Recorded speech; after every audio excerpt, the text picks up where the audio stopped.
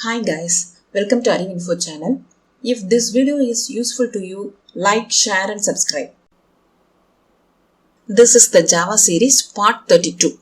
In the last session, we have discussed about how to initialize the variables with the help of the objects as well as how to initialize the variables with the help of the methods. Okay, now let's discuss about how to initialize the variables with the help of the constructor. First, we have to discuss what is constructor. Constructor is used to initialize the variables.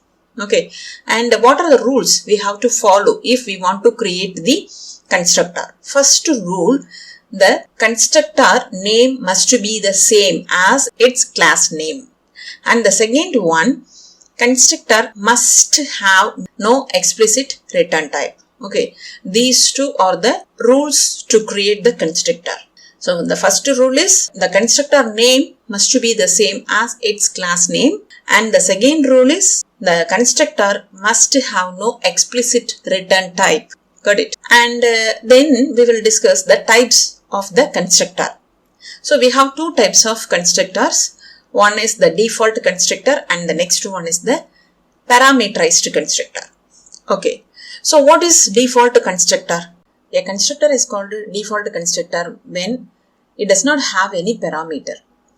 Okay, if there is no constructor in class, means the compiler automatically creates the default constructor. So what is the purpose of the default constructor? The default constructor is used to initialize the default values to the variables. For example, integer data type variable default value is 0. So the constructor is used to initialize the default value to that integer variable. Likewise, string variable, the default constructor is used to give the null because null is the default value for string data type. So default constructor is used to initialize the default values to the variables according to their data type. The next one is parameterized constructor. The name itself, we know the meaning. This type of constructor has the specific number of parameters. That's why the name, parameterized constructor. Okay. So what is the purpose of parameterized constructor? This is used to give the different values to distinct variables. Got it? So we have two types of constructor. One is the default and the second one is the parameterized. Okay. In which situation this type of constructors will be invoked? During the creation of the object of the class, the compiler invoke this type of constructors automatically. So default constructor and the parameterized constructor will be invoked during the creation of the objects. Okay. Now let's see this example. Here I have created the student3 class. Okay. And here I have created two variables, student ID and name. Student ID data type is integer, name data type is string. Here I have the constructor student3. The first rule for creating the constructor is what? The name, that is the constructor name must be the same as its class name, and this must have no explicit return type. Here there is no return type. Okay. So student3, this is the constructor. What type is this? This is the default constructor because it does not have any parameter inside the round brackets. That's why this is the default constructor. Okay. So inside this default constructor, I have initialized the student ID and name which or belongs to the student3 class. Got it? And here I have one more constructor. Okay, student3. Constructor name must be the same as its class name. So this is also the constructor. Here there is no return type. Okay, and inside the round brackets we have two number of parameters. So what type is this? This is the parameterized type constructor. Okay, here this is the default constructor because it does not hold any parameters. Here this is the parameterized constructor because in this constructor we have two number of parameters. That's why this is the parameterized one. Okay, if we don't give this student3, that is the default constructor, means what happens? The compiler automatically creates the default constructor.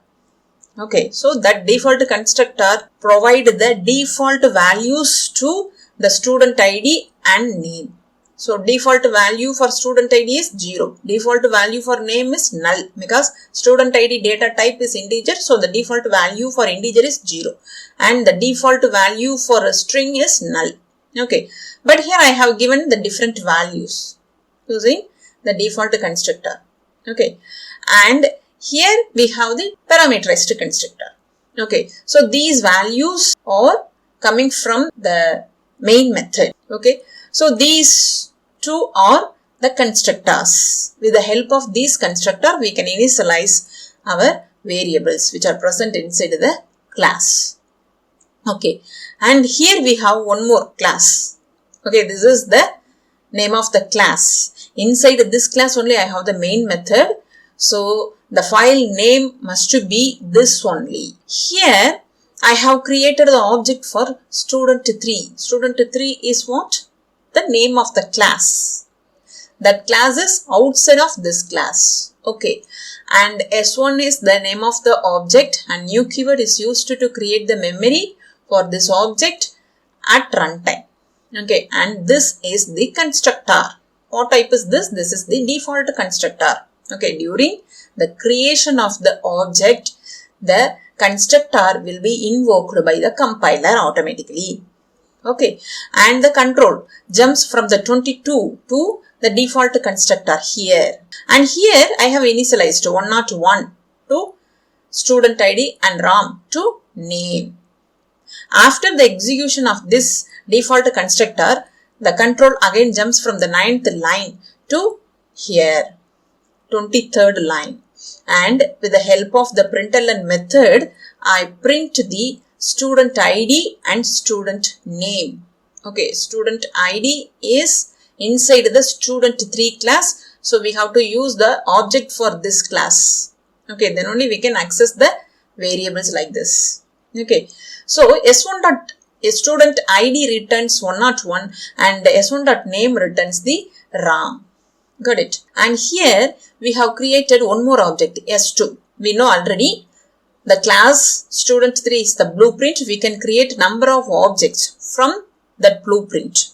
Okay. So S2 is the second object for the same class. Okay. And here I have used what? The parameterized constructor.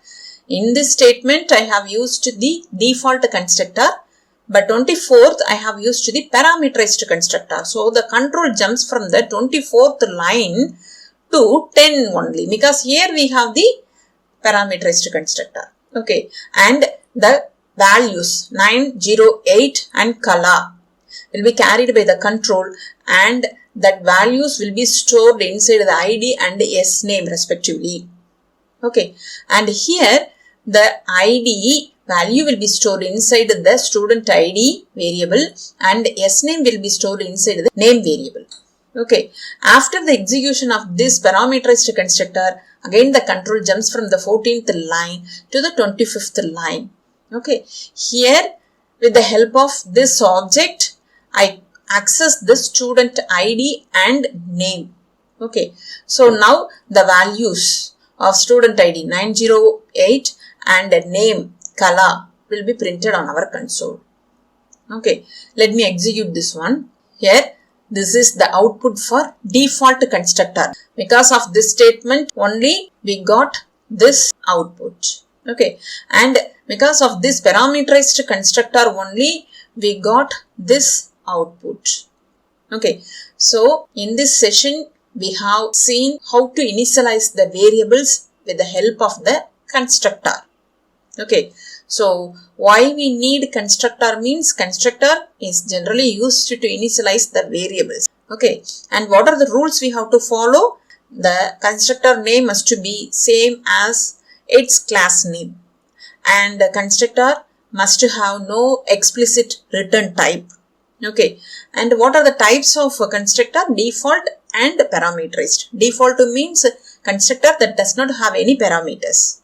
Okay, if there is no constructor in our class means the constructor, that is the default constructor, will be created automatically by the compiler.